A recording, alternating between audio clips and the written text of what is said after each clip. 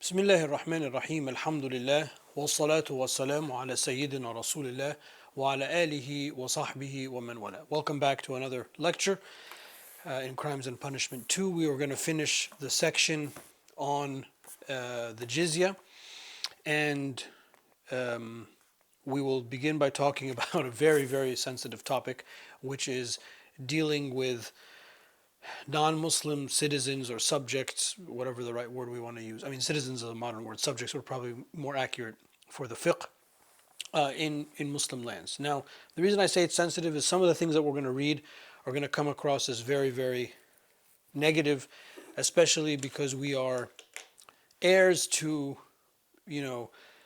American chattel slavery on one hand, and then the Holocaust of World War II on the other hand.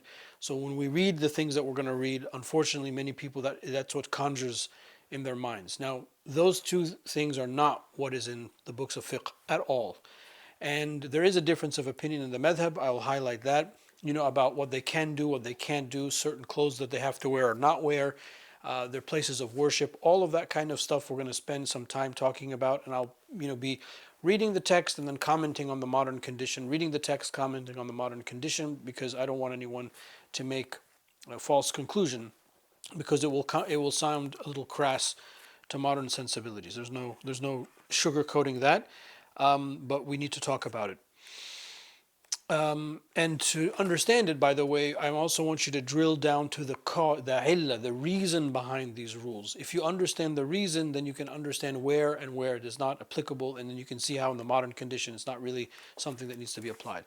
And then following that will conclude that chapter. We'll enter into the next chapter, which is hunting and slaughtering. And we will do just the first little bit about introducing why this topic is important. Well, obviously, we have to eat halal food and what that means. And then we'll talk a little bit about the structure of the halal slaughter, what that means, some of the rules of that, and in comparison with animals that we slaughter, animals that we can't eat, and what is slaughtering them if one were to slaughter, what does that mean? Plus things from the sea, which are obviously all completely permissible for us to eat. So those are the main topics for today's lecture. We'll begin, inshallah, in the next clip.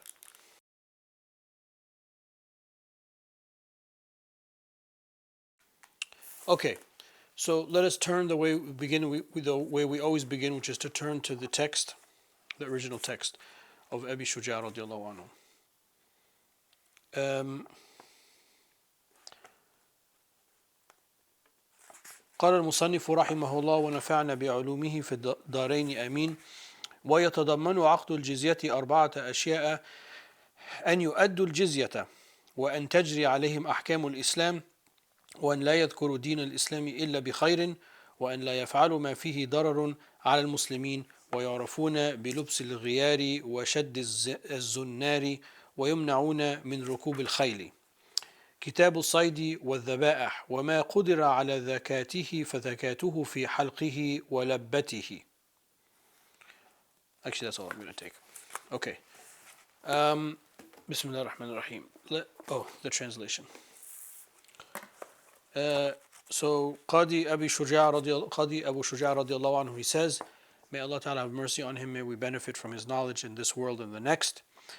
The contract with non-Muslim subjects. I'm just going to backtrack a little bit because I read the whole thing so we have a complete thought. The contract with non-Muslim subjects consists of four things. Non-Muslim subjects must pay the jizya, comply with Islamic law, mention only good things about Islam. We talked about those in the previous lecture. I'll just highlight them again in the commentary. And not do anything that harms Muslims. And then this is the sensitive part. Non-Muslim subjects are identified by wearing distinctive clothing and a colored sash, and they are prevented from riding horses. And then the chapter begins of hunting and slaughtering. When possible, an animal is slaughtered by cutting its throat or at the base of the neck. So that's all I'm going to take for today, but I mean, obviously, as I do with each new book or chapter, we kind of provide an introduction to that. Okay, let's get some of the adillah that will concern today's topic.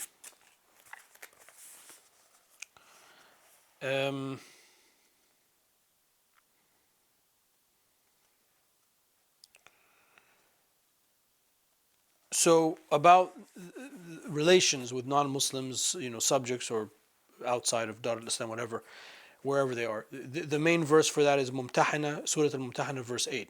لا ينهاكم الله عن الذين لم يقاتلوكم في الدين ولم يخرجوكم من دياركم أن تبروهم وتقسطوا إليهم إن الله يحب المقسطين. So Allah Ta'ala does not prevent us from those that are not fighting us, meaning there's no state of aggression, and they do not force us from our homelands, that we are good to them and that we are fair. Indeed, Allah loves those who are fair and equitable. So that verse is very important, because when we come to talk about the sensitive stuff, I need you to pay attention to the cause. What is the cause or the reason for us having good relationship with non-Muslims?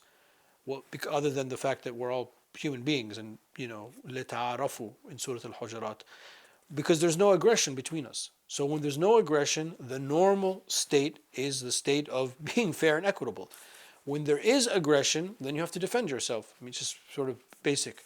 So when people attack Islam and people misunderstand Islam, this is me speaking, usually what they're doing is they're not looking at the cause behind it. The reason why this whole program is important and why fiqh is important is it trains your mind to think of the cause, to dig deeper from, you need to go beyond the surface level, you need to dig deep and see what is the reason behind this hukum, the reason behind this ruling. If you train your mind to do that long enough, then you become a first principle thinker, so that you can be able to make, that's what ijtihad is. You can sort of make your determination on your own because you understand what's at play. So the normal stasis, the normal condition between people is coexistence, is to be fair with one another and to be equitable with one another.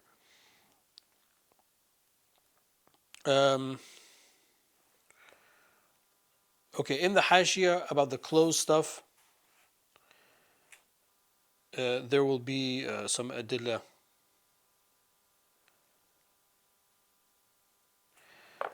Well, this is an important hadith. This is from Abu Dawood, narrated on the authority of Safwan ibn Sulaim, or Salim, radiallahu anhu, that the Prophet ﷺ said, whoever gives a non-Muslim whom we have a contract with, who is a citizen, who is a subject, etc., who gives them more than they can bear and basically is unjust to them, فَأَنَا حَجِيجُهُ يَوْمَ الْقِيَامَةِ. The Prophet ﷺ will be the advocate of the non-Muslim against the Muslim on the Day of Judgment, which is, you definitely, none of us want to be on the wrong side of that equation. Okay, there are some little adillah, I think, from the Hashia that will come up when we talk. The next chapter about hunting and etc. Allah Ta'ala says in Surah Al-Ma'idah, verse 3, حُرِّمَتْ عَلَيْكُمُ الْمَيْتَةُ وَالدَّمُ وَلَحْمُ الْخِنْزِيرِ, etc. to the end of the verse. Forbidden for us is carrying, dead meat that has not been slaughtered.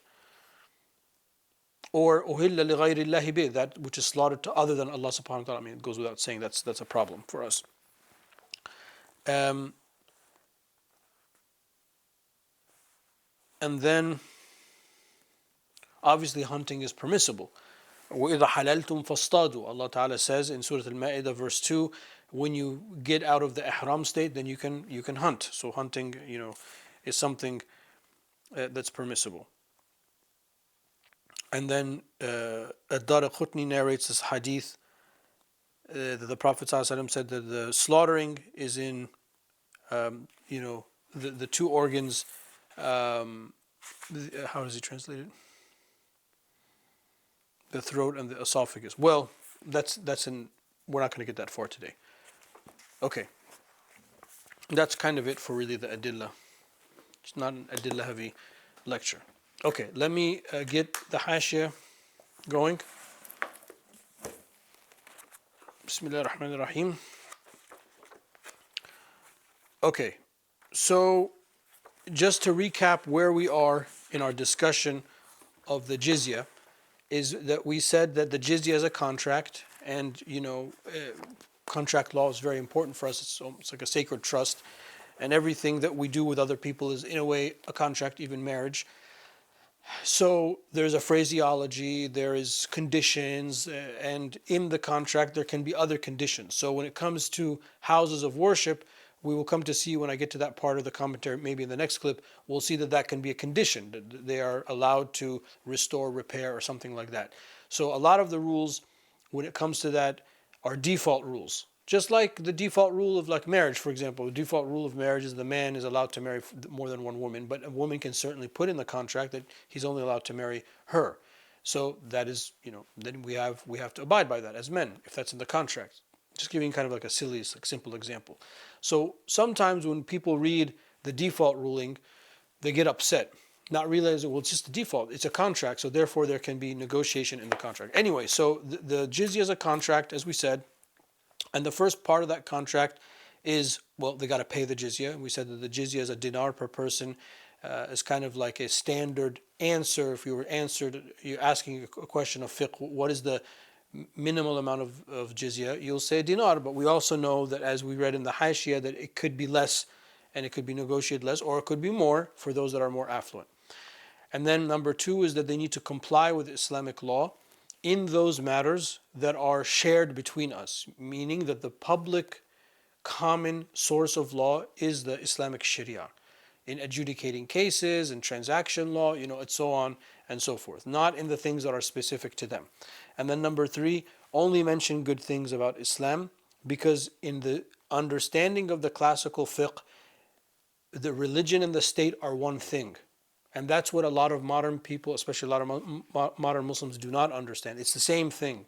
So it's like me being a citizen of the United States and openly, forming like the Communist Party or something. It's completely antithetical to the whole foundational principles of the United States. The two can't combine. I can't be a full citizen of the United States, meaning that I abide by the Constitution. I mean, I'm an American, so these are American examples. I abide by the Constitution and the founding principles of the nation, and at the same time hold to a completely antithetical system. So when he says not mention only good things about Islam, is not to defame the flag, like we say in the modern world, like you're not going to take the flag of your nation and burn it, and you're not going to say something disparaging about that. This does not mean that they cannot have their own beliefs which are contradictory to Islam. So that's not considered disparaging Islam, because that's an i'tiqad, that's a belief that they have. If they believe in the Trinity, or they believe in this, or they believe in that, or they reject the Prophet of Sayyidina Muhammad, well, that's what makes them a dhimmi, that's what makes them a non-Muslim. So them holding to that, worshipping that, basing their life on that is not considered being disparaging to Islam. It's just considered their part of the belief. So this is sort of where we got to. I'm out of time. We'll pick up the next one in the next clip, inshallah.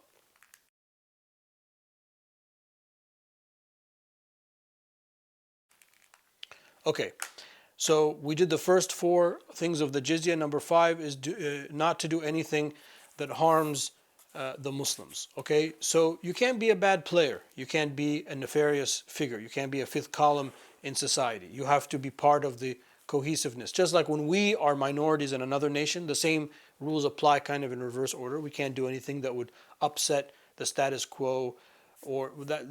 I mean, that doesn't mean we can't do amr bil ma'ruf wa nahy al munkar. It just means that we can't, we can't be a negative element. We have to be part of the greater society. So I hope that that's pretty clear on the whole.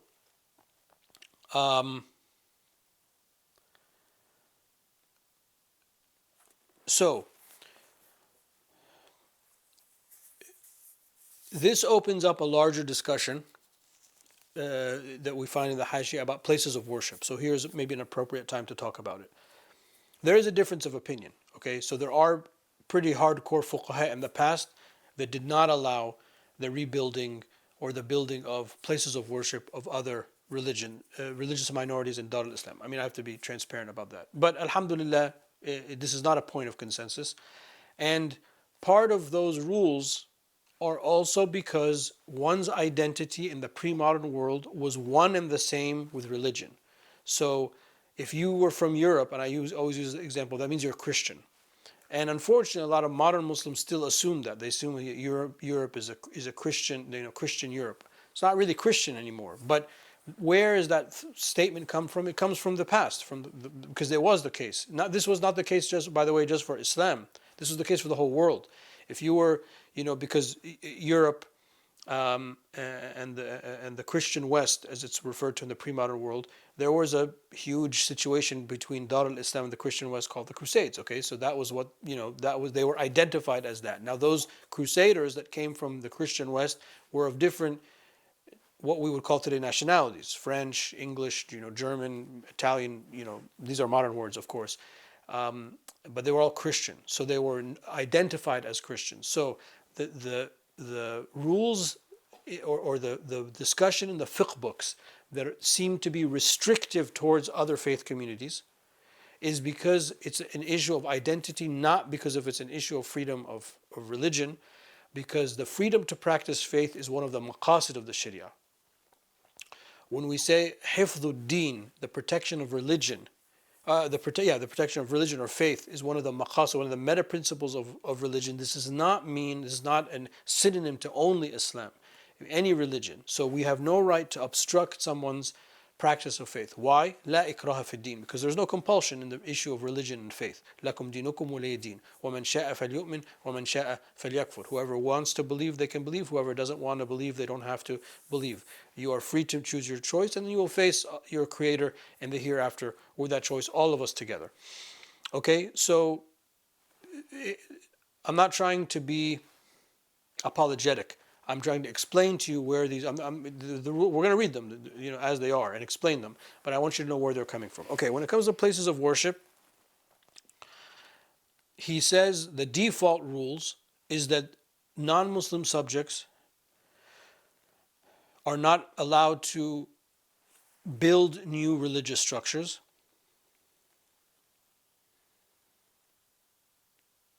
or to repair current structures, except. Okay, that's a translation from the Hajj. Except in lands that Islam came to through sulh, through a negotiated peace, not through conquest. Okay, that's a lot of lands that came in Islam through negotiation, like Egypt. Egypt came through, negotiated peace, not through conquest. So all of those lands are an exception to what he's saying. And why? Because those properties are their property, and protection of property is one of the meta principles of the Shia. It's one of the maqasid, al-hifdhul mal. So for us, that's a sacred thing. So you own that church, okay? I can't touch that. That's just like if it's your house, I can't touch it. And another exception. I lost my place.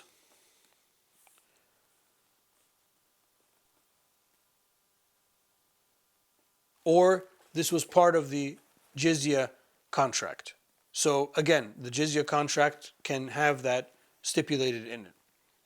And then he says, if in a new land that is acquired, this is obviously the pre-modern world, there's no more lands to be acquired, but in the pre-modern world, he said, if a church or a monastery or a religious structure was found, we are not allowed to harm it or to remove it or anything, because we don't know the origin of it, we don't know the person's who owns it, how it came, when it came, so on and so forth.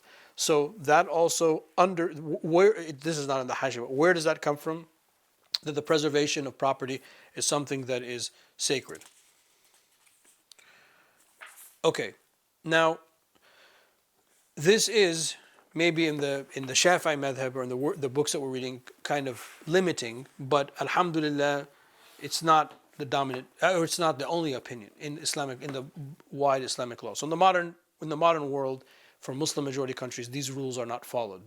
They follow the other opinion that allows it. Why? Because there's population growth and citizenship. So if I'm an Egyptian or a Jordanian or a Syrian or whatever, if I'm a citizen or a Turkish, and if I'm a citizen, then citizens have equal rights. That's what citizenship means. So it kind of upgrades or it's like the dhimmi thing 2.0. So it's another type of association. Whereas there is the identity of religion as Islam is a religion of the state, but they're like this, not like this as like in the pre-modern world. There's a little bit of a difference between the two.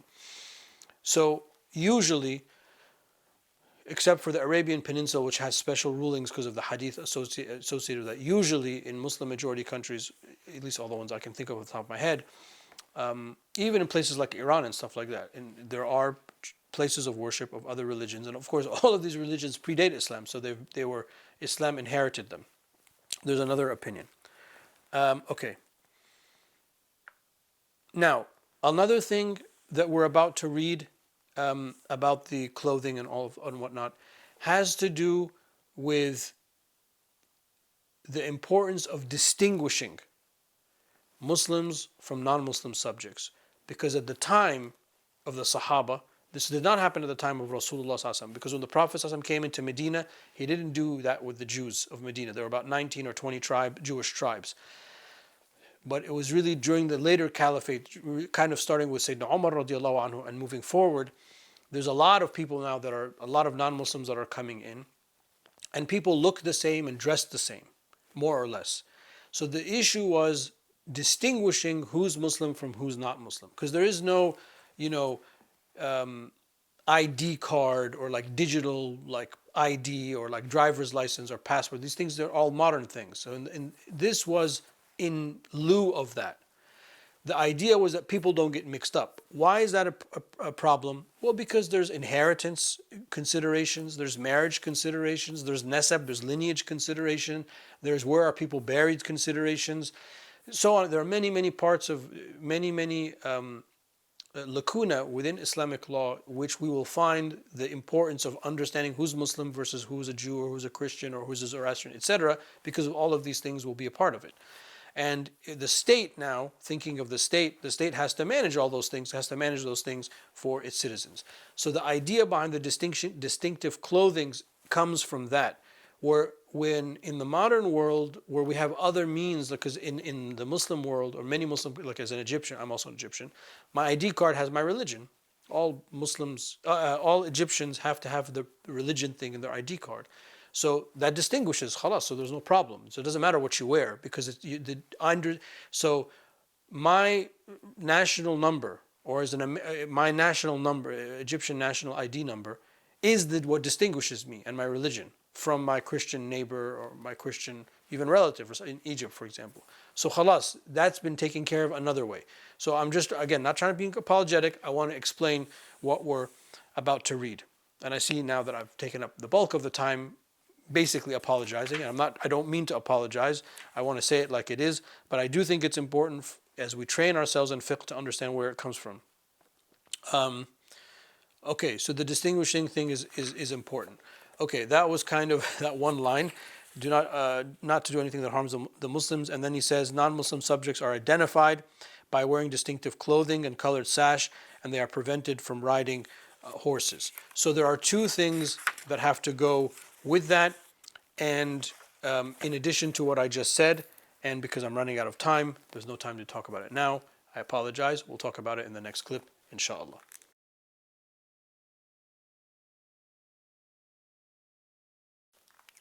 Okay, the distinguishing clothing, we kind of talked about it as a way of distinguishing who's who. And if you look at, there are pictures from the 19th century, largely probably taken from Ottoman, the Ottoman world. There are some Europeans, photographers that made it to the Muslim world. But you will see, and there are some descriptions, like Edward Lane.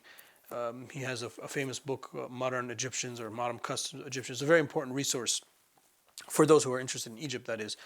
Because in the 1800s, he kind of talks about how people dressed and how people lived and whatnot. And people themselves, Jews, Egyptian Jews at the time, they wore certain clothes from themselves. Egyptian Christians, Copts at the time, they wore certain clothes from themselves. It was just normal. Now, as a Muslim now, looking at those pictures, if I showed you a picture of like the chief rabbi in Egypt in like the 1830s, you probably would have thought he was a sheikh from Al-Azhar. Now, looking at those pictures. So there is a lot of subjectiveness to what is difference. So the difference and distinguishing is one concern. The other concern is that any minority group is not given access to a type of power that could be used to usurp the majority. That's also the thing about the horses and buildings and not building taller buildings and Muslims. You'll find that in the Hashia. I'm not going to get into that because it's not necessarily applicable today. But that's the illah behind it, the reason, the ratio legis behind all of that is to not give them. It's like not giving somebody in the modern world permit to carry a gun or an automatic weapon or a concealed carry license. Some states in America, America's really the main country that has this problem. But like in Europe, why can't you just like be a Frenchman and just go buy a gun, or British. Well, it's not a good thing that people are armed all the time and it's just going to increase violence. Though that's where it comes from. Because there is a constant state of agitation from nation A and nation B in the pre-modern world, there is a fear that these minorities, and they're protected minorities, might work with nation B against nation A. Okay, the other thing I want to say before we just leave this chapter and move on is that part of the dhimmi situation is that we have to protect them. And that's the most important thing, other than these like little points of law that we've been talking about. The most important thing, the overarching meta principle, is that we have to, once they're with us, like the Prophet himself said, "Ana hajijuhu yawm al-qiyamah." I will be, his advocate on the day of judgment if he is wronged. So they are protected in our land, or if they are neighboring country, nation B, that is a non-Muslim nation that we have a treaty with, and part of that treaty they're paying tribute to us, then that part of that tribute means that we are now in alliance, and therefore we have to defend them as well. And that's very, very significant, and probably the most significant thing for you to understand how Islam spread historically in the first like 500-600 years. This is the fiqh that produced that kind of history. It's very important to understand. It doesn't mean that all of our history, there are no trouble spots. There are trouble spots, but the ulama themselves will criticize those trouble spots. Okay, now we go into the chapter on hunting and slaughtering, which is quite a large chapter and will occupy us for the remainder of this course.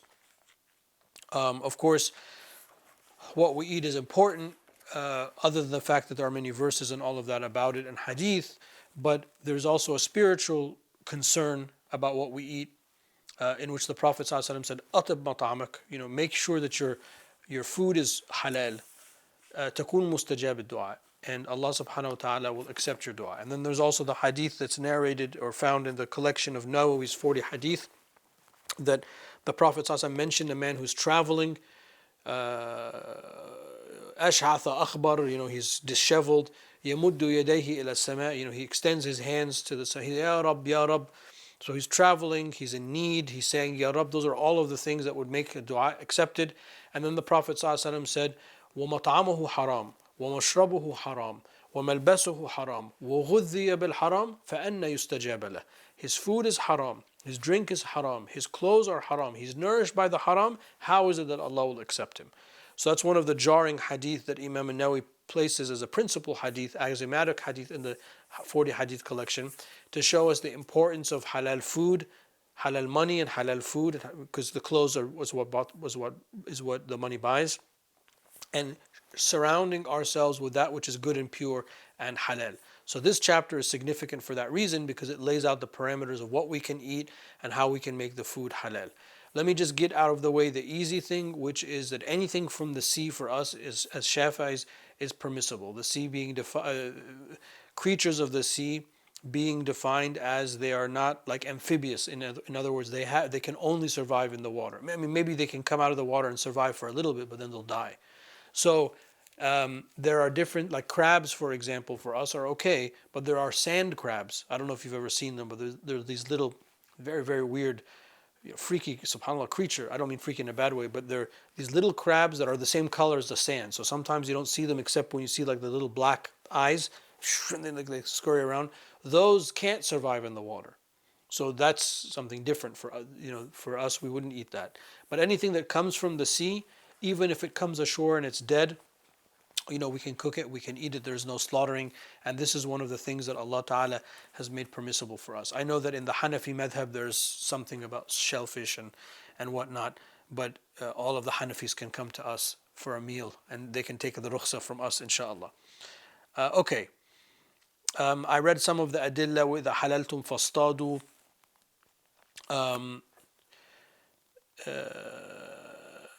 So the hunting. So the main thing about the slaughtering.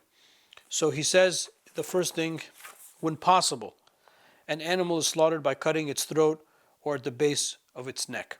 Okay, so the default ruling is that you just cut the neck when you're able to, meaning that you're able to take possession of the animal, even if the animal's been wounded through the hunt. You can take it and you can sacrifice it.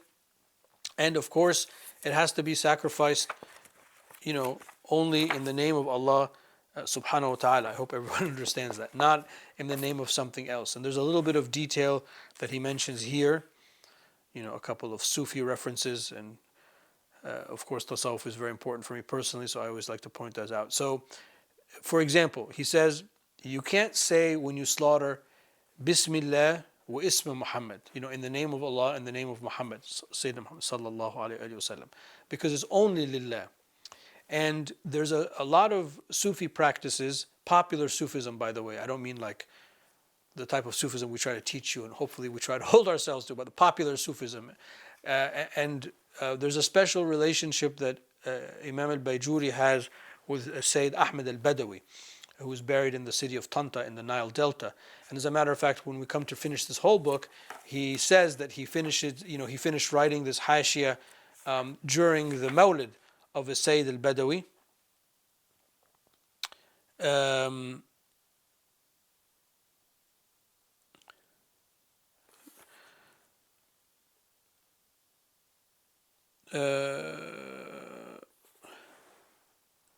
Yes, so he said, I mean, maybe I shouldn't be doing this now, but he said, one of the benefits of this book is that I wrote some of this book in the Haram in Mecca. I wrote some of this book in the Haram in Medina next to the Mimbar of the Prophet ﷺ. And then a couple of lines later he says, ووافق تمام هذه الكتابة مولد Sayyid Ahmed al-Badawi رضي الله عنه. And the conclusion of this book happens at the time of the Mawlid of Imam Badawi.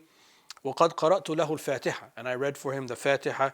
فينبغي قراءتها له كلما ختمها إنسان بالقراءة. And anybody who ever finished this whole book has to also say the Fatiha for Sayyid al-Badawi, which inshallah we ask Allah to give us the stamina to finish the book, and we'll do that, the same thing out of respect. Anyway, so he says some people slaughter the animal for Imam al-Badawi, Sayyid al-Badawi. He said, well, if the person did that out of conviction that this is in the name of Sayyid al-Badawi, that's not only is kufr, but it's haram, or it's haram and kufr.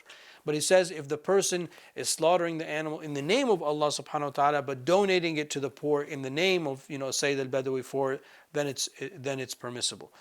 So this is not the most significant point of law, but one thing that it shows you is that the faqih's job is to try to be flexible and try to make everything work and make people within inside the tent of the halal.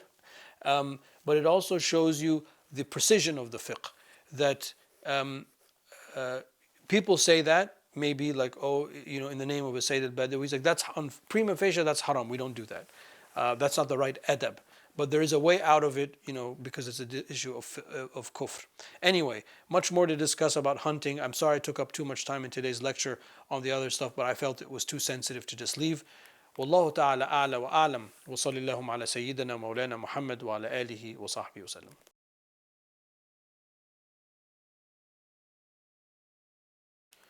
Alhamdulillah Rabbil Alameen. In today's class, we were able to conclude the section of jihad, the chapter of jihad, which concluded with a discussion, finalizing the discussion on the dhimmi. And we spent some time talking about that. Just to repeat, of course, it's very sensitive. The stuff that we read was very sensitive. And because of our modern sensibilities, it conjures up all sorts of, things from the recent, the last 2 centuries that form kind of our general knowledge understanding, and it's very easy to read this and then to think of those things as being one and the same thing, but hopefully I tried to do my best to show you that it's not. It's something completely different. So we talked about the jizya contract, and the main part of today was to talk about not to say anything or to do anything disparaging to Islam, and to understand why that is because you have to remember that state and religion and identity were one and the same thing in the pre-modern world, for the entire world, not just for Dar al-Islam, not just for Muslims. This is something that was shared throughout the world. And there are still many people in different parts of the world that think like that or operate like that. It might not come out on a day-to-day basis, but when there are world crises or crises, people of different parts of the world will default to those identifiers. And that's something that we should never forget, because that's part of the collected human history. So we talked about that, and then we talked about explaining places of worship and how there's a difference of opinion. Of course, maybe within the madhab we would say the majority opinion is the more narrow, not narrow, that is to be negative, the stricter opinion, but there is another opinion that allows the non-Muslims to, have their houses of worship and continue them, etc. And then we talked about that line about the distinguishing clothing and explaining where that comes from. And then I didn't get as far into the hunting, slaughtering chapter as much as I wanted to, but I did a little bit to introduce the topic. Of course, why the discussion of food is in fiqh, why is it important? Because it impacts our spiritual relationship with Allah subhanahu wa ta'ala. And then we talked about when you are able to slaughter an animal, how you slaughter from the neck. And we talked about a little bit about the tasmiyah, saying Bismillah ar-Rahman ar-Rahim, which by the way for us is not a fard, it's just a sunnah, which are things that we'll pick up in more detail in the coming lectures, inshallah. Walhamdulillahi Rabbil Alameen. Wa sallallahu ala Sayyidina Mawlana Muhammad wa ala alihi wa sahbihi wa sallam.